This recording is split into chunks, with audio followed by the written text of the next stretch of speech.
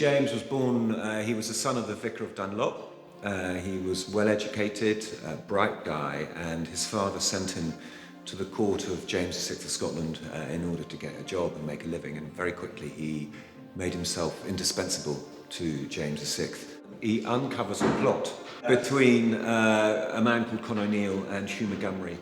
And this plot involves Montgomery obtaining a pardon for Con O'Neill in return for half his land.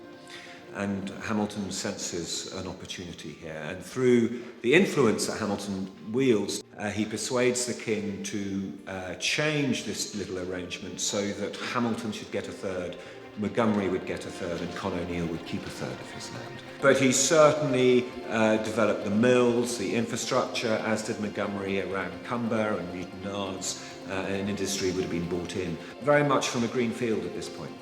The early settlements here in Down were so successful, largely as a result of two very good harvests, that the king executed the plantation, the first plantation, not long after, because it had been so successful here with Montgomery-Hamilton settlements.